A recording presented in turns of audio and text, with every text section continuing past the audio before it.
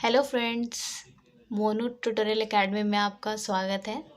पिछली वीडियो में मैंने आपको बताया था कि नेक्स्ट वीडियो में मैं आपको सिकल सेल एनीमिया बताऊंगी। तो आज का हमारा टॉपिक है सिकल सेल एनीमिया। ये वीडियो जो मेडिकल लैब टेक्नीशियन कर रहे हैं या मेडिकल से रिलेटेड कोई किसी एग्ज़ाम्स की प्रिपरेशन भी कर रहे हैं तो उसके लिए इम्पॉर्टेंट है।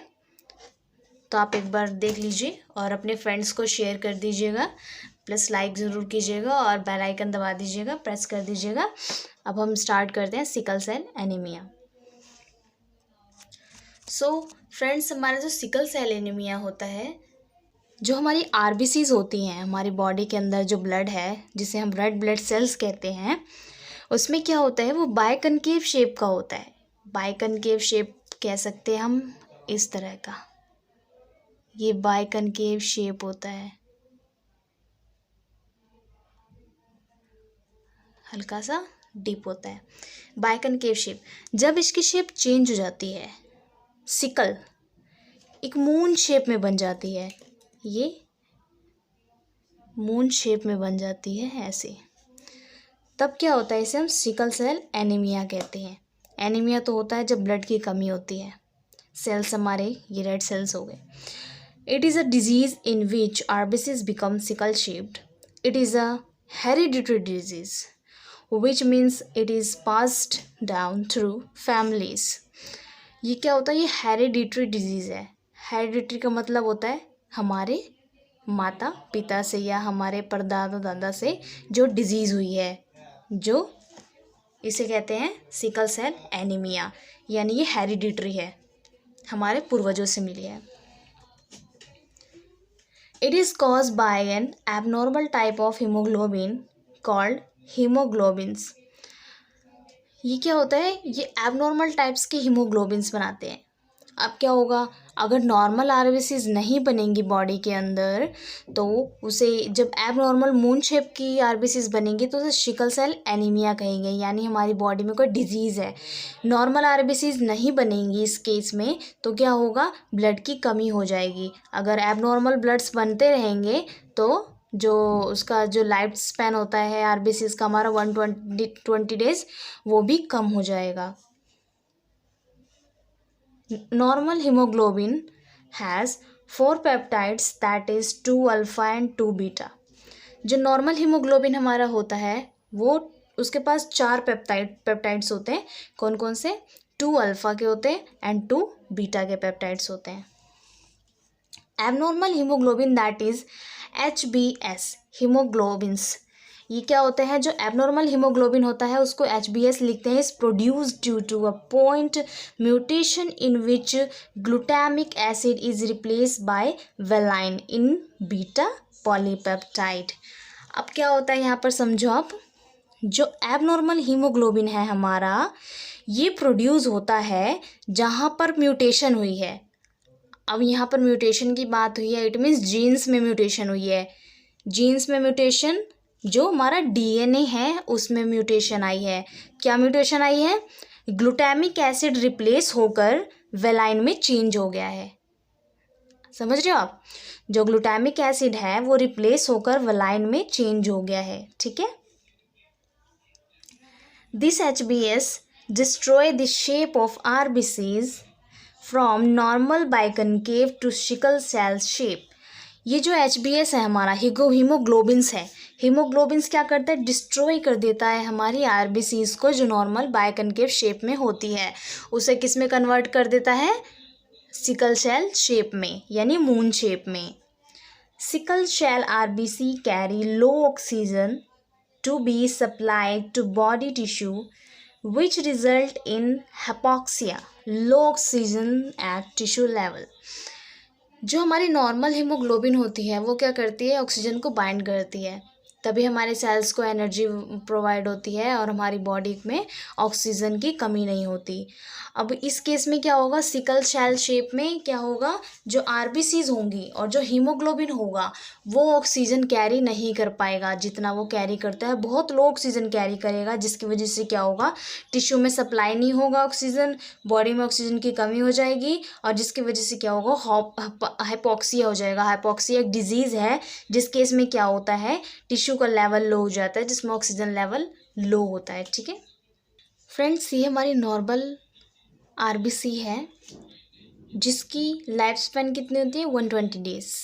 और ये हमारा सिकल सेल आरबीसी है जिसकी लाइफ स्पैन कितनी है 10 to 20 डेज इसकी लाइफ स्पैन होती है।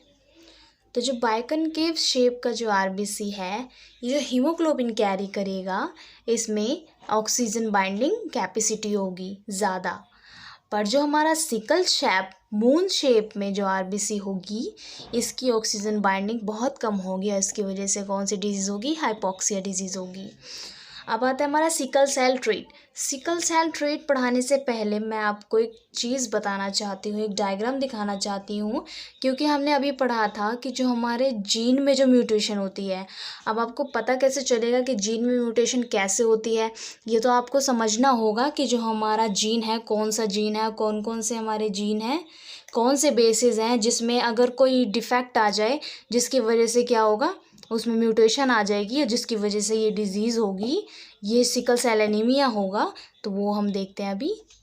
फ्रेंड्स, ये है हमारा डायग्राम, आप देख रहे हैं, मैंने एक नॉर्मल सा डायग्राम बना रखा है जो आपको समझ में आ जाए। ये हमारे 4 बेसिस होते हैं। जो हमारा जीन होता है, डीएनए होता है, डीएनए की फुल फॉर्म क्या होती है friends, deoxy ribo nucleic acid. ये हमारा AGTC, ये बेसिस होते हैं जो हमारे डीएनए में होते हैं।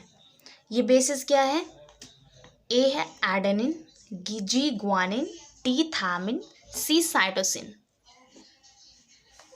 GCT guanine cytosine थामिन। ये क्या होंगे, ये डीएनए के पेयर में ऐसे बने होते हैं। ये हमारा सपोज कीजिए हमारा डीएनए है, ये इस पेयर में ऐसे बने होते हैं,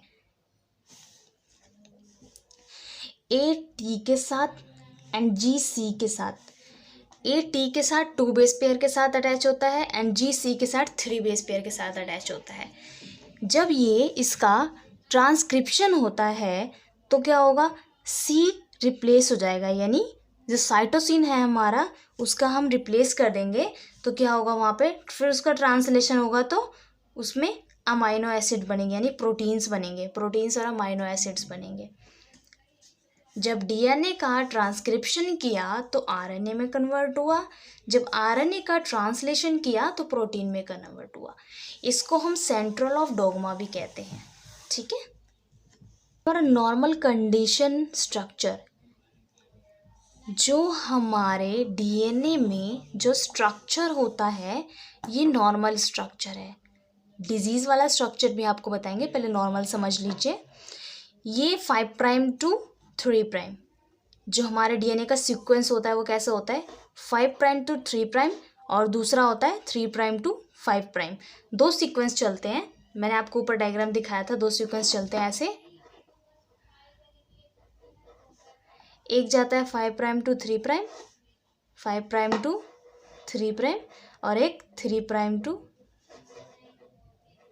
प्राइम टू 3 प्राइम, ऊपर से नीचे, नीचे से ऊपर। ठीक है, यहाँ पर ये हमारे बेस पेयर्स होते हैं, अटैच होते हैं। ये हमारा डीएनए है, ये क्या हमारा एडेनिन, ग्वानिन, थामिन, साइटोसिन, ये हमारे होते हैं।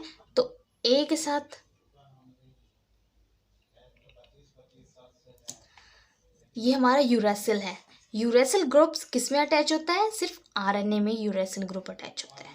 ओके, तो ये क्या होगा, ये कन्वर्ट हो जाएगा, ए का टी हो जाएगा, क्योंकि एडेनिन क्या है, थायमिन के साथ पेयर बनाता है और ग्वानिन साइटोसिन के साथ पेयर बनाता है। ठीक है, तो इसमें से AUG, GUV, GUE, GUACG, ये क्या होगा, AA1, AA2, AA3, it means हमने ले लिया। तो बी क्या है, पॉलीपेप्टाइड्स, बी पॉलीपेप्टाइड 6 पोजीशन पे क्या होगा, हमारा ग्लूटामिक एसिड जो है वो वेनाइल में चेंज हो जाएगा। अगर ग्लूटामिक एसिड वेनाइल में चेंज हो जाता है, उस कंडीशन में क्या होता है, म्यूटेशन आती है। अब म्यूटेशन कहाँ आएगी, अब हम पढ़ेंगे डिजीज सिकल सेल कंडीशन क्या होती है। जो हमारा 5 प्राइम टू 3 प्राइम है, यहाँ में क्या होगा, जो ग्वानिन है, ग्वानिन में म्यूटेशन आएगी। ग्वानिन अगर म्यूटेंट है तो क्या होगा, जो साइटोसिन है उसमें भी म्यूटेशन आ जाएगी। ठीक है, फिर उसके बाद क्या होगा, जो हमारा AA1 बना है, AA2 बना है, उसमें क्या होगा, फिर AA2 में म्यूटेशन आएगी, जिसकी वजह से क्या होगा, हमारा जो नॉर्मल ब्लड, ये नॉर्मल ब्लड फ्लो हो रहा है वेन के अंदर, ये ब्लड वेसल है, ये आरबीसी है, नॉर्मल आरबीसी लाइफ 120 डेज है, आपको पता है। But in the case of sickle cell anaemia RBC life span is 10 to 20 days. वो क्या होगा, मून शेप में हो जाएंगे, और ये क्या होगा, सिकल सेल एनीमिया हो जाएगा पेशेंट को। तो जो सिकल सेल एनीमिया है उस केस में अगर ब्लड मून शेप में हो जाते हैं तो क्या वह वेसल्स में ये फ्लो हो पाएंगे, मून शेप के आरबीसीज, बहुत कम चांसेस है जिसमें ये फ्लो हो पाएंगे। वैसे ब्लॉकेज भी हो सकती है वेन के अंदर, क्लॉट भी हो सकता है। इस केस में क्या होता है कि पेशेंट काफ़ी सीरियस हो जाता है, क्योंकि वजह उसको एनीमिया है, उसके आरबीसीज की लाइफ स्पैन कितनी हो जाती है, 10 to 20 डेज हो जाती है, ये बहुत कम है। अब हम पढ़ेंगे सिम्टम्स क्या है इसके। Yellowing of skin, I, sudden abdominal pain, breathless क्यों होगा, ब्रीथिंग, उसको सांस लेने में दिक्कत क्यों आएगी, क्योंकि जो उसका हीमोग्लोबिन है वो ऑक्सीजन बाइंड नहीं करेगा, तो हमारे टिश्यू तक हमारे ऑक्सीजन नहीं पहुंच पाएगी, जिसकी वजह से क्या हो, बॉडी में ऑक्सीजन की कमी हो जाएगी और उसे ब्रीथिंग में प्रॉब्लम होगी। डिलेड पोबैरिटी, स्किन अनलेस, फ्रीक्वेंट यूरिनेशन, अब स्किन भी येलो हो जाएगी, उसकी आई भी येलोज दिखेगी, क्योंकि क्या हो गया, एनीमिया के केस में जो ब्लड की कमी हो जाएगी। अगर ब्लड की कमी हुई तो उसका स्किन जो है वो येलोइश दिखने लगेगा, एब्डोमिनल पेन स्टार्ट हो जाएगा। अब जो डॉक्टर्स हैं इस केस में क्या क्या टेस्ट रिकमेंड करते हैं, सिकल सेल एनीमिया को डिफाइन करने के लिए कौन कौन से टेस्ट इंपॉर्टेंट है ये हम देख लेते हैं। सीबीसी क्या होता है, हमारा कंप्लीट ब्लड काउंट, सीबीसी इसका शॉर्ट फॉर्म है। जब आप लैब में टेस्ट करवाने जाते हैं तो आप बोलते हैं कि आपको हीमोग्लोबिन टेस्ट करवाना है, या फिर आपको टीएलसी करवाना है, टोटल ल्यूकोसाइट, या डीएलसी करवाना है, डायरेक्ट ल्यूकोसाइट काउंट, तो वो आपका कंप्लीट ब्लड काउंट करते हैं। कि सारा इसका पैरामीटर है, सीबीसी का पैरामीटर है, इसके अंदर आपका ईएसआर आता है, रिथ्रोसाइट सेडिमेंटेशन रेट, और इसमें आपका प्लेटलेट काउंट भी आता है, जो कितना होता है, 1.5 लाख से 2.5 लाख आपका नॉर्मल है प्लेटलेट, इतना आपका होना चाहिए। एचबी इलेक्ट्रोफोरेसिस को हम HPLC भी कहते हैं इसको शॉर्ट फॉर्म में। सिकलिंग टेस्ट भी होता है इसके लिए, एंड बिलिरुबिन क्यों करते हैं, बेसिकली जिसका बिलिरुबिन हाई होता है उसका जॉइंट पेन होता है, जॉन्डिस होने का खतरा भी होता है उसको, तो उसके लिए बिलिरुबिन टेस्ट भी करते हैं। सीरम क्रिएटिनिन टेस्ट भी किया जाता है इसके लिए। सीरम हीमोग्लोबिन तो हमारा इसके अंदर सीबीसी के अंदर कवर होता है। हीमोग्लोबिन टेस्ट बहुत इंपॉर्टेंट है सिकल सेल एनीमिया के केस में, क्योंकि जो हीमोग्लोबिन है वो हमारे ऑक्सीजन को बाइंड करता है और ये बताता है कि हमारे ऑक्सीजन का लेवल ठीक है, यानी हमारा हीमोग्लोबिन कितना है, लो है या ज़्यादा है या काफ़ी लो है, तो उस पेशेंट को एडमिट होना पड़ेगा, क्योंकि उसमें हीमोग्लोबिन की कमी है। अगर ज़्यादा कम है, बहुत क्रिटिकल वैल्यू है, तो डॉक्टर उसको रिकमेंड करेगा कि उन्हें ब्लड की ज़रूरत है। सो फ्रेंड्स, ये था हमारा आज का topic sickle cell anaemia. So tomorrow हम पढ़ते हैं iron deficiency anaemia. So friends, पहले हमने पढ़ा था हिमोलाइटिक एनीमिया, एंड देन अभी पढ़ रहे हैं sickle cell anaemia, and then पढ़ेंगे आयरन डेफिशिएंसी एनीमिया। अभी हम एनीमियास के ही चैप्टर क्लियर कर रहे हैं। अगर आपको कुछ भी डाउट होता है एनीमिया में, या फिर किसी और टाइप के एनीमिया के बारे में आप जानना चाहते हैं, तो मुझे कमेंट बॉक्स में लिख दीजिए, एंड देन फ्रेंड्स को शेयर कीजिए और लाइक कीजिए और सब्सक्राइब कीजिए हमारे यूट्यूब चैनल को, ताकि और वीडियोस आपको अपडेट होती रही। Okay friends.